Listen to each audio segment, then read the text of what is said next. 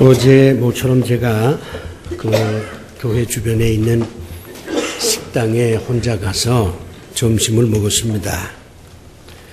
제가 이제 혼자 점심을 먹는데 바로 옆자리에 한 40대 중반쯤 되는 여자분 4분이 이제 함께 식사를 하게 됐어요.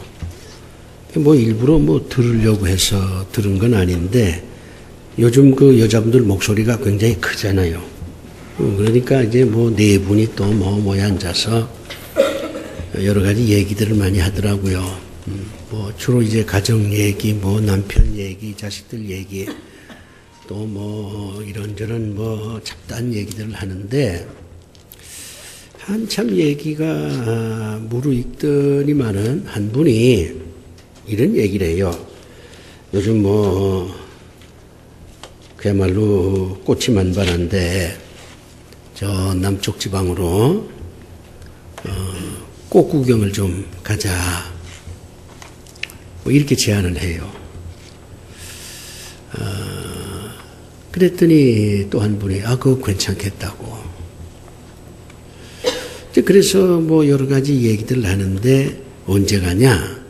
이제 날짜 때문에 이제 또 논쟁이 붙었어요. 한 분은 난 주일날은 못 간다. 주일날은 교회 가서 예배를 드려야 되기 때문에 다른 날이면은 내가 갈 수 있지만 주일날은 못 간다. 그렇게 이제 아주 완강하게 주일 끼면 안 된다. 그렇게 이제 얘기를 해요.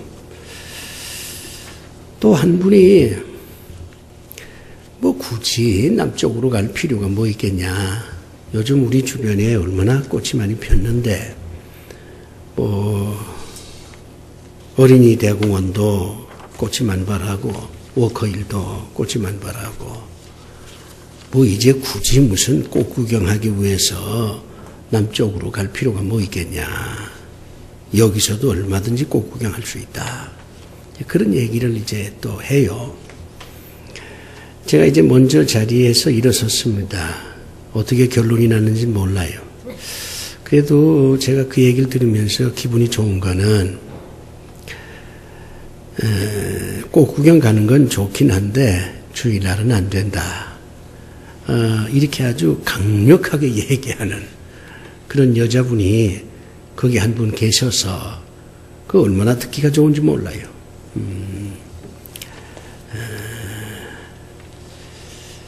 꽃이라 좋은 계절입니다. 제가 이제 여러 교회를 이렇게 순방해 보면 제일 꽃이 많은 교회가 우리 부활교회예요. 정말 부활교회는 꽃이 많습니다.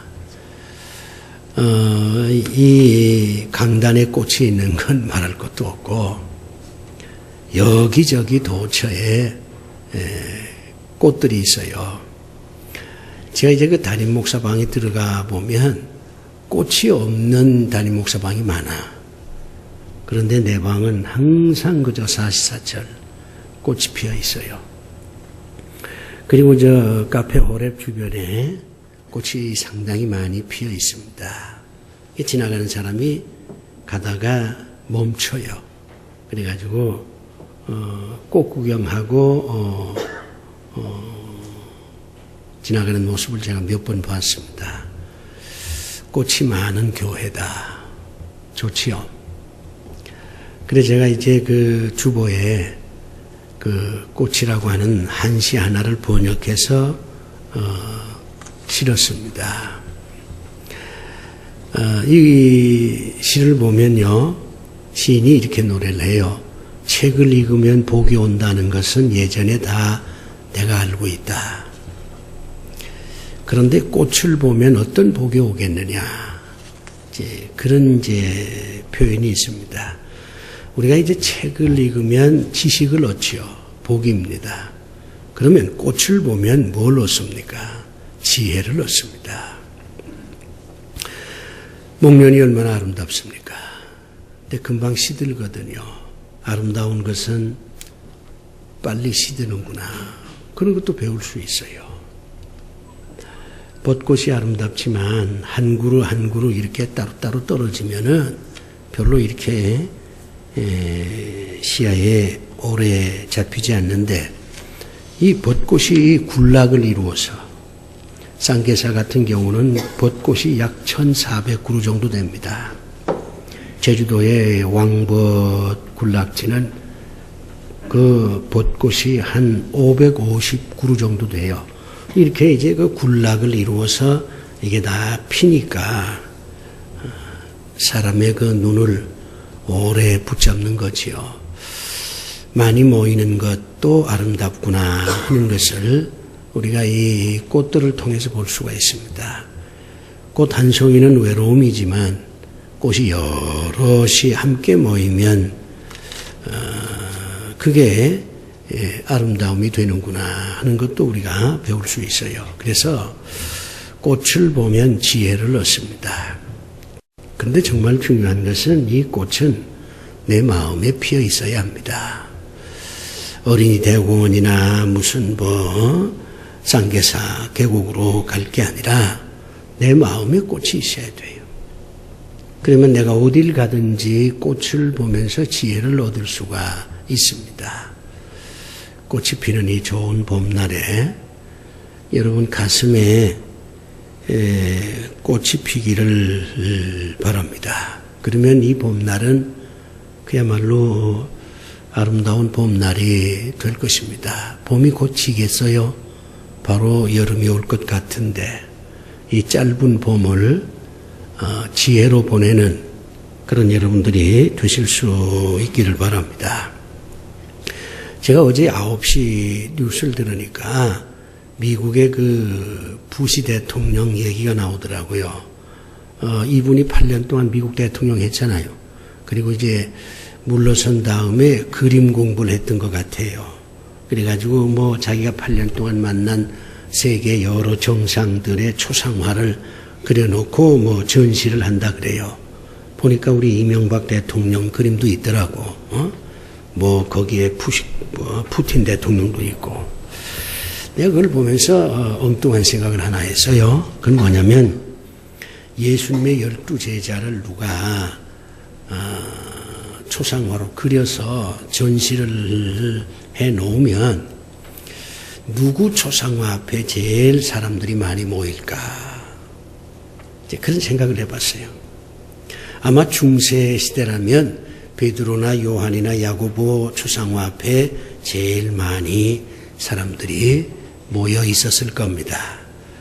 그러나 21세기 현대는 그게 아닐 것이다. 오늘 현대인들은 베드로나 요한이나 야고보 초상화 앞에 그리 많이 서 있지 않을 것 같다. 그 대신 가룟 유다 초상화 앞에 많이 서 있지 않겠느냐. 그런 생각을 해봐요. 왜 내가 그런 생각을 했냐면 오늘날 그리스도인들 가운데 유다처럼 배신하는 사람이 참 많습니다. 그러니까 사람들이 다 마음속으로 내가 주님을 배신한 사람이구나. 그런 어떤 죄책감 같은 게 있지 않겠나. 그러니까 가룟 유다 앞에 더 많이 서 있겠다. 그런 생각도 해보지만 더 중요한 것은 오늘날 현대인들은 모두 다 욕망을 가지고 사는 사람들이기 때문에 특별히 그 가룟 유다 초상화 앞에 더 많이 서 있을 것이다. 이런 생각을 해봐요. 예수님의 12제자 가운데 가장 강렬한 욕망을 가지고 산 사람은 가룟 유다입니다. 그리고 이 가룟 유다의 욕망이 현대인의 욕망하고 딱 맞아떨어져요.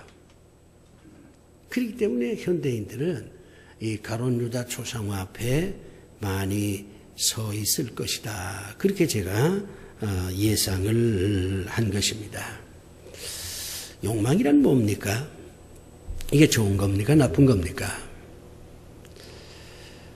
우리는 이 욕망에 대해서 나름대로 깊은 성찰을 해볼 필요가 있습니다.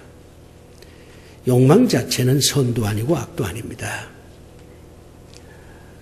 그 욕망이 어떻게 나타나느냐, 또 그 욕망을 이루기 위해서 어떤 방법을 쓰느냐, 거기에 따라서, 그리고 그 욕망이 누구를 위한 욕망이냐, 거기에 따라서 욕망은 착한 욕망도 있고 악한 욕망도 있습니다. 욕망 그 자체는 선도 아니고 악도 아닙니다. 욕망은 에너지예요. 하나님께서 인간에게 욕망을 주었습니다. 욕망이 있어야 사람은 뭔가를 하려고 합니다. 아무리 좋은 차가 있다 할지라도 연료가 없으면 그 차는 무용지물이에요. 사람이 아무리 지식이 있고 지혜가 있고 경험이 있고 심지어 돈이 있고 모든 게 다 있다 할지라도 그 사람에게 이 욕망이라고 하는 에너지가 없으면 그 지식은 아무 소용이 없습니다. 지혜도 경험도 돈도 권력도 아무 의미가 없어요. 인간이 가지고 있는 그 모든 것은 욕망이 있을 때 비로소 활용이 되고 도구가 되고 무엇인가를 이루는 힘이 되는 것입니다. 유엔이 21세기 질병을 뭐라고 표현했냐면 에이즈도 아니고 암도 아니고 우울증이라고 얘기를 했어요. 왜 이 현대인들이 우울증이 많으냐? 옛날보다 훨씬 많습니다.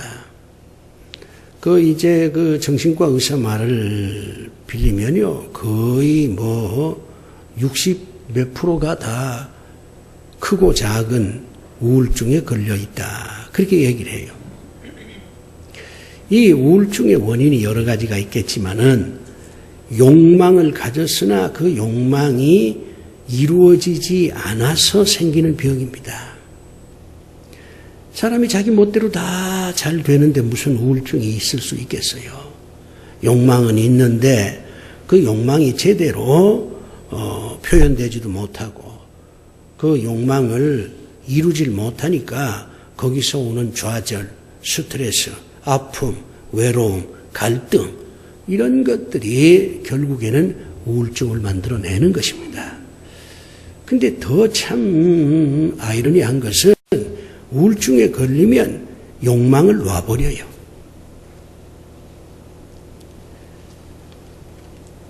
우울증에 걸리면 욕망이 없어져요.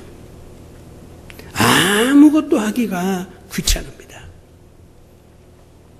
그래가지고 움직이지도 않고 그냥 집에 집거하게 되고 사람도 만나지 않고 그렇게 되는 거예요.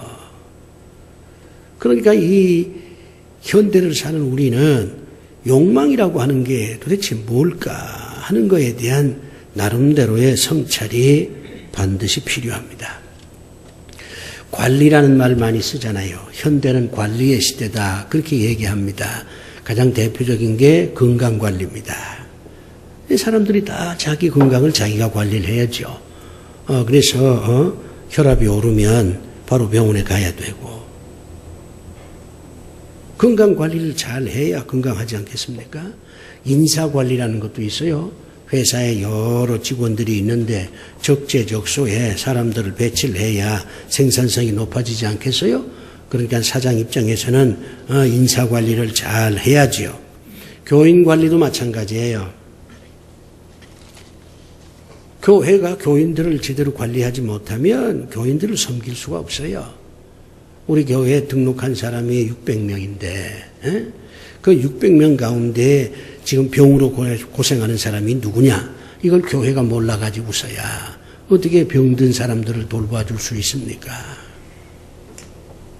이게 다 파악이 돼야 돼요. 등록한 교인들 가운데 대학생 자녀를 둔 부모가 몇 명이냐? 이게 파악이 돼야 돼요. 직장생활하는 사람은 몇 명이고 사업하는 사람은 몇 명이고 그 중에 전문직은 몇 명이고 이런 게 전부 파악이 돼야 돼요. 그래야 교인들을 관리할 수가 있어요. 교회라고 하는 게 교인들을 섬기는 공동체인데 교인들을 잘 섬기려면 교인들의 삶의 현장을 다 파악을 해서 그 관리를 잘 해줘야지요. 그래서 우리 부목사님들과 여러 목자들이 고생을 하는 거예요. 어떤 분이 교회 안 나오면 왜 안 왔는가? 살펴봐야죠. 혹시 병으로 고생하는 거 아닌가 살펴봐야지. 무슨 일이 있나 이거 살펴봐야지. 그것도 안 하고 어떻게 교회가 교인들을 섬길 수가 있습니까? 교인 관리도 잘해야 돼요. 재산 관리도 잘해야 됩니다. 이거 못하면 아주 어려움에 처할 수가 있습니다. 그런데 현대인들이 이렇게 관리에 관심이 많고 여러 가지로 참 관리를 잘하는데 정말 해야 될 관리를 못하고 있어요. 그게 뭐냐? 욕망 관리입니다. 욕망을 관리할 줄 알아야 돼요. 어떤 사람이 목사님 저는 욕망은 없습니다. 그 대신 희망은 있죠.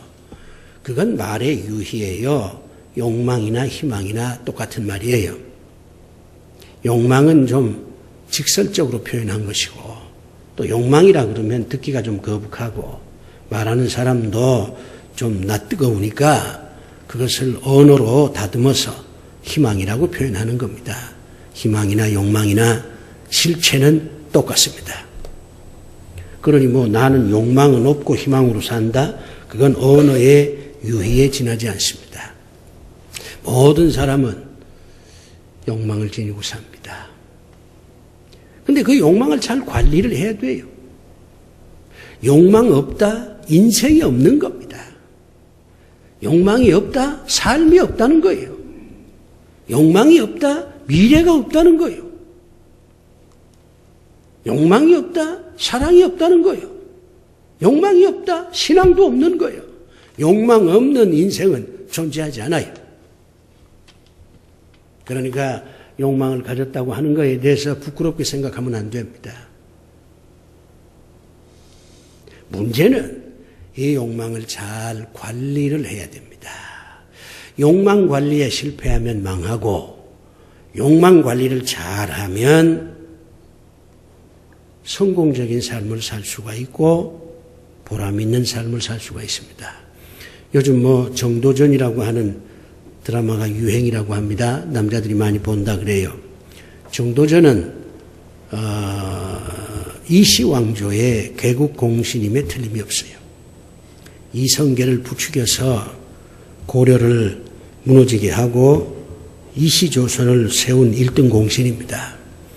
이 사람은 아주 욕망을 가지고 있어요.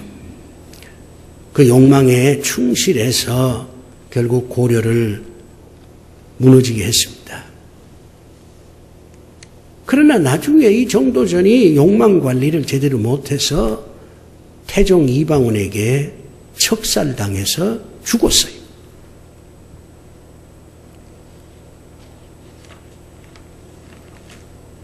그러니 정도전의 삶을 통해서 보면 이 사람의 최후가 그렇게 비참한 걸로 보면 욕망 관리를 제대로 못했다.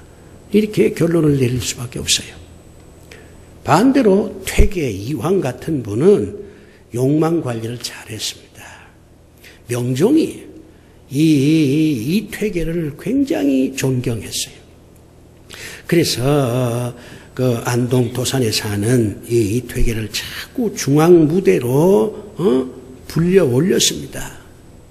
어명이니까 할 수 없이 이황이 중앙 관직에 나가서 대제하까지 했습니다. 얼마든지 영의정할 수 있는 사람이었어요.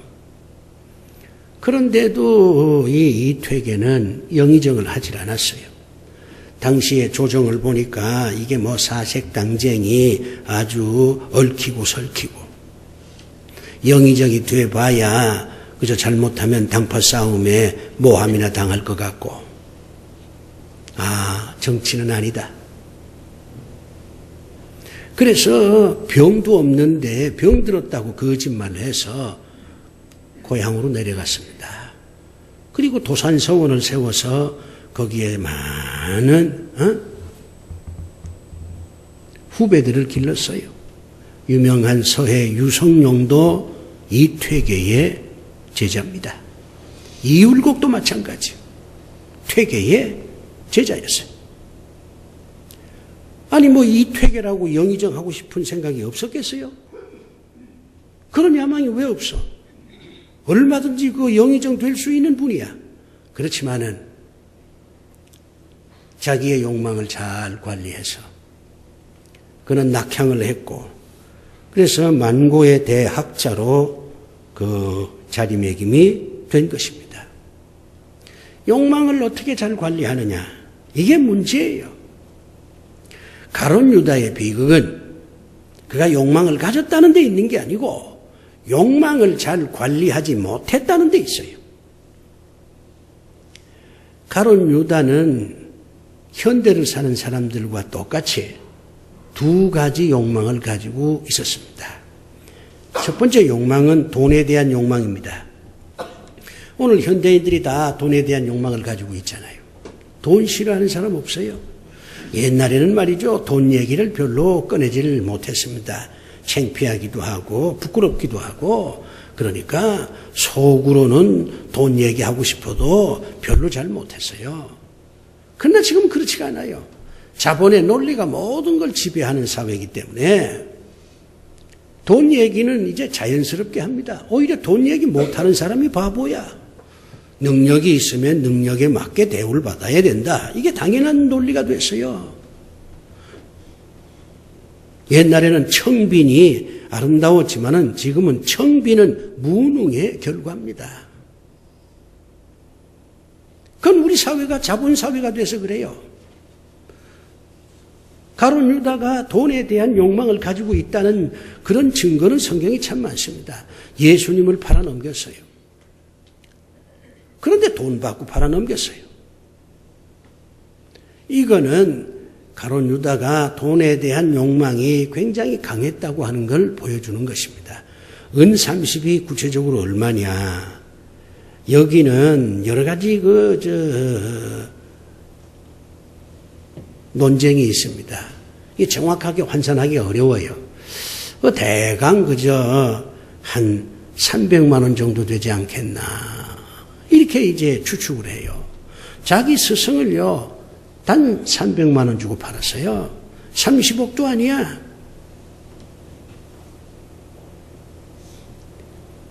돈에 대한 욕망이 참 강했어요. 300만 원이라도 갖겠다 이거죠.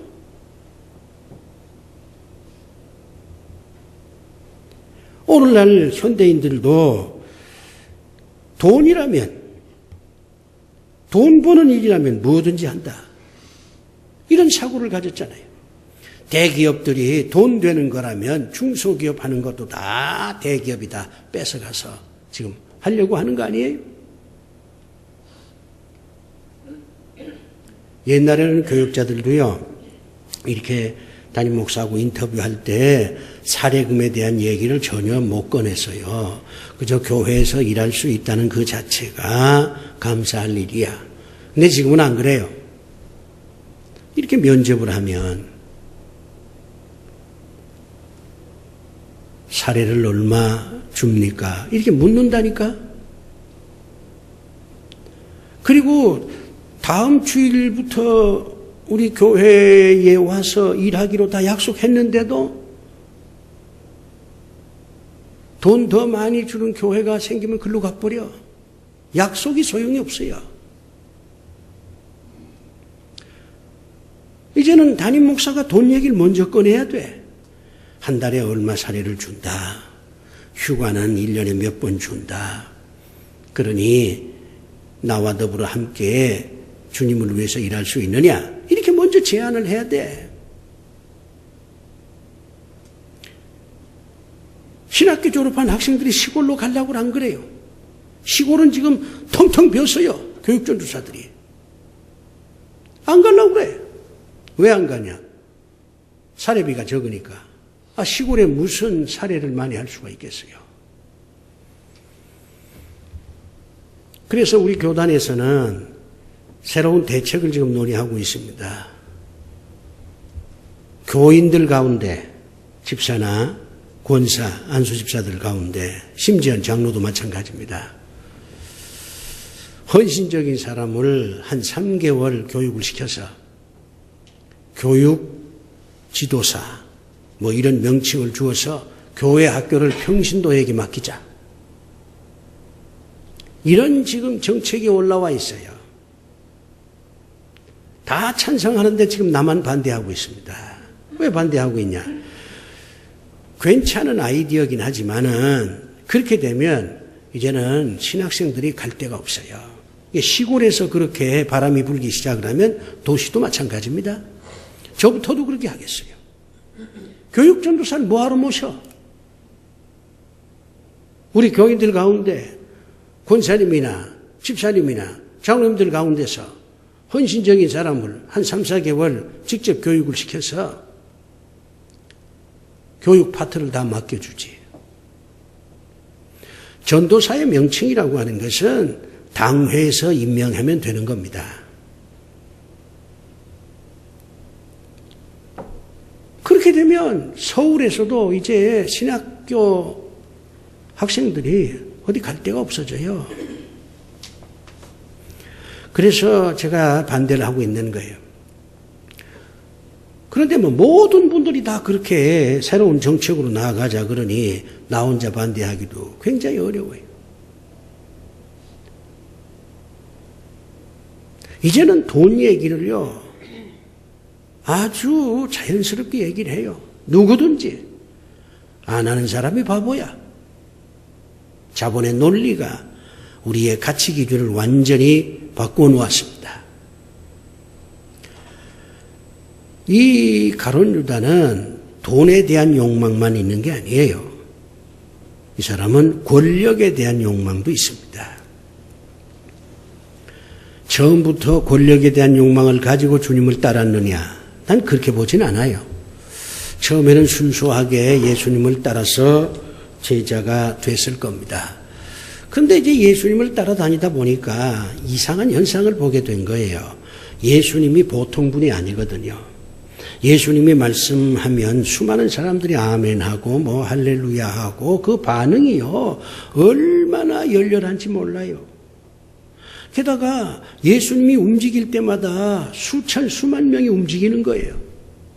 저들 가운데는 예수님이 죽은 자도 살려내고 문득병 환자도 고쳐주고 5,000명 배불리 먹여주고 그러니까 그 따라다니는 사람들 가운데 이제 정치적으로 예수님을 보게 됩니다. 저분을 우리 왕으로 모시자. 저분이 왕이 되면 먹을 게 다 해결될 게 아니냐. 저분이 왕이 되면 병 고치는 것도 문제가 아니지 않냐. 저분을 왕으로 세우자. 이런 그 움직임이 민중들 사이에 생겼습니다. 가룟 유다가 그걸 가만히 보니까 예수님이 왕이 될 수도 있겠구나. 저렇게 민중들이 따르고 저렇게 능력이 있고 왕이 되지 말라는 법이 어디에 있냐. 유다가 그리 생각을 했어요. 그래서 이 가룟 유다가 예수님을 왕으로 세우는데 앞장서게 됩니다. 예수님이 왕이 되면 나도 제자인데 무슨 뭐 재무부 장관이나 경제기획원 장관 같은 거 내가 한 자리 할 수 있지 않겠느냐 이런 생각을 하는 거예요. 권력에 대한 욕망을 갖는 겁니다. 니체가 이미 지적한 것처럼 모든 인간은 권력 지향형입니다. 권력을 잡을 수가 없어서 그렇지 누구든지 권력을 주면 다 받아요. 인간 본성이 그래요. 지금 육사 지방선거를 보면 얼마나 많은 사람들이 지금 출마했어요. 저 사람들이 다 말로는 백성들을 위해서 봉사한다 그러지만은 사실은 권력을 잡으려고 하는 거잖아요. 인간은 이렇게 돈과 권력에 대한 욕망을 갖고 사는 존재입니다. 예나 지금이나 변함이 없어요. 근데 옛날보다 지금이 훨씬 더 자유롭게 이것이 표출이 된 거지요. 민주주의라는 게 뭐예요? 만민이 다 권력을 가질 수 있다. 그게 바로 민주주의 아닙니까? 옛날에는 초등학교 반장을요, 담임선생님이 임명하면 그걸로 끝이에요. 시비 거는 학생도 없고 학부모도 없었어요. 근데 지금은 담임선생님이 반장 지명했다가는 그 꼬마들이 데모를 한다니까? 나도 반장이 되고 싶다 이거죠. 부모들은 더더욱 그래요. 담임 선생님이 무슨 권한으로 반장을 마음대로 지명을 하냐고. 이게 민주주의의 결과예요. 민주주의는 모든 사람이 권력을 잡을 수 있다 하는 논리입니다. 우리 사회가 지금 이런 사회가 됐어요. 그게 나쁘다는 얘기가 아니에요. 이건 인류 문명의 진보의 한 단계입니다. 어쩔 수 없어요. 문제는 이런 현대인들이 갖고 있는 돈과 권력에 대한 이 욕망을 어떻게 잘 관리하느냐, 이게 문제입니다. 가룟 유다는 욕망을 가졌기 때문에 무너진 게 아니에요.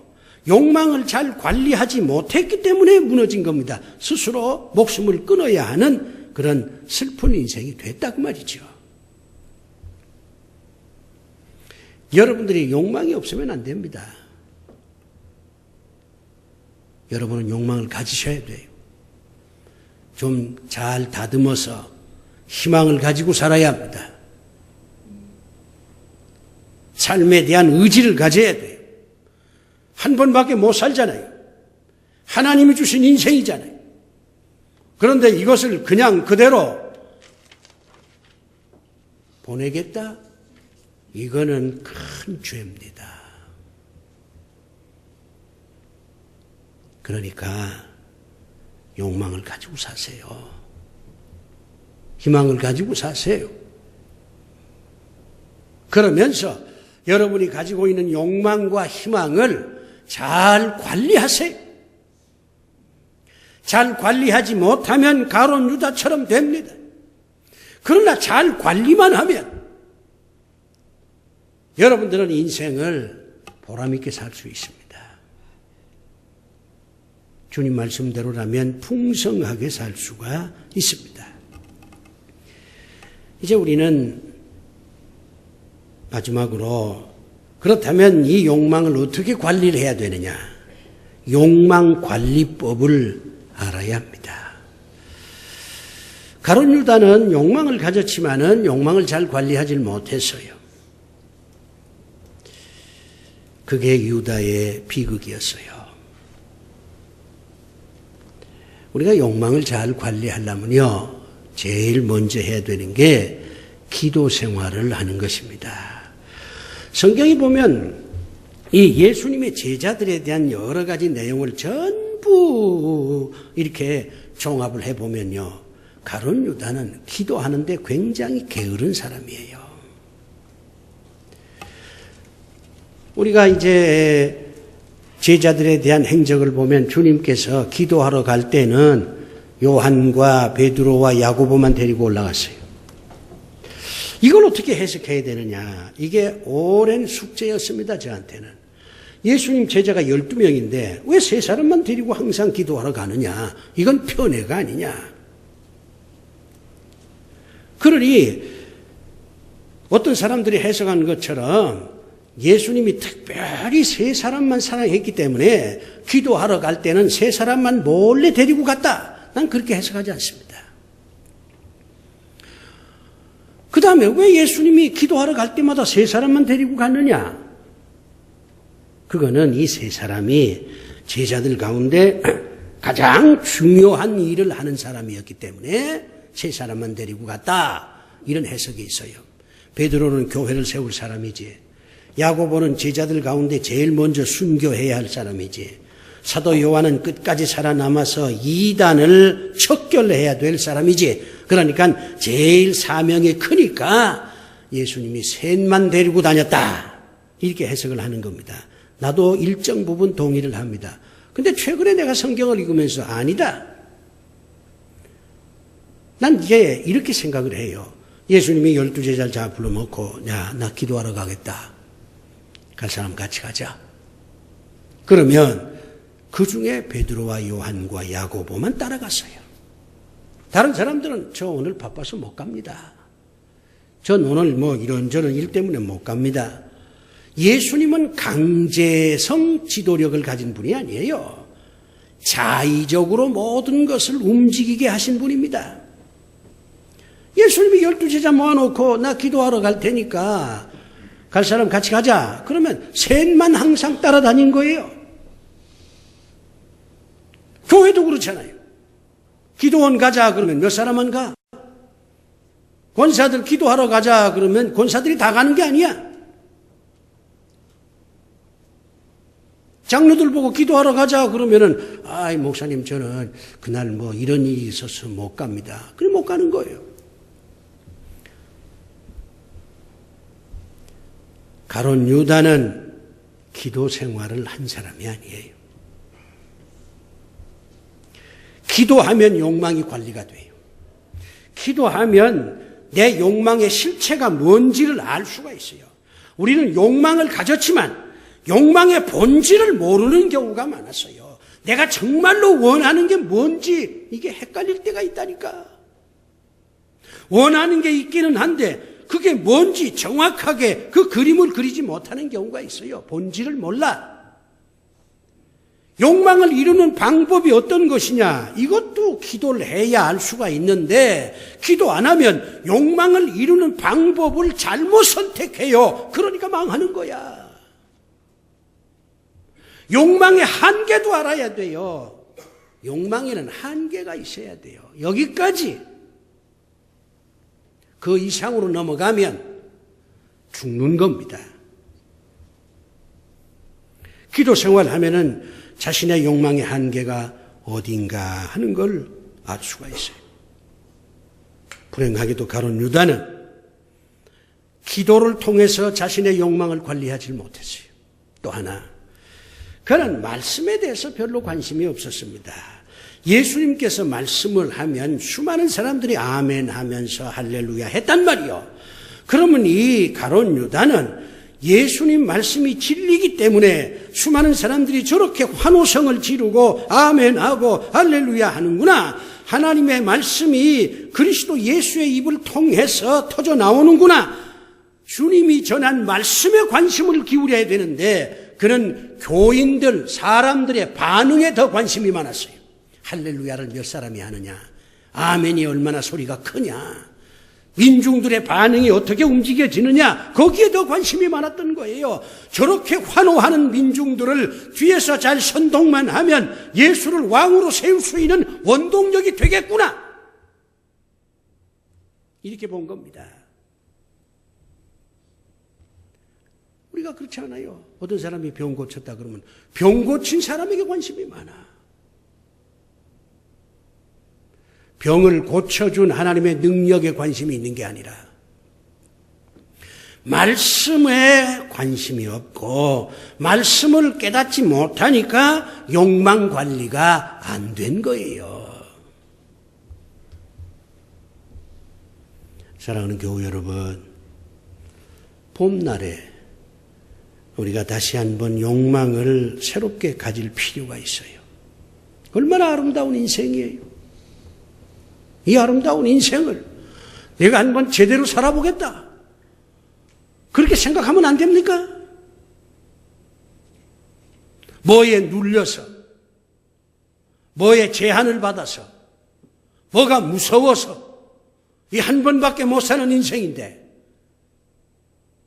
무기력하게 어떻게 살아야 됩니까? 그건 아니에요. 욕망을 가집시다. 그 대신 욕망을 잘 관리합시다. 그래서 유다의 비극을 되풀이하지 맙시다. 기도합시다. 아버지 하나님, 말씀과 기도를 통해서 우리가 가진 이 욕망을 잘 관리해 한 번 사는 인생을 즐겁게, 행복하게, 보람있게, 의미있게 살 수 있게 하여 주시옵소서. 예수님 이름으로 기도하옵나이다.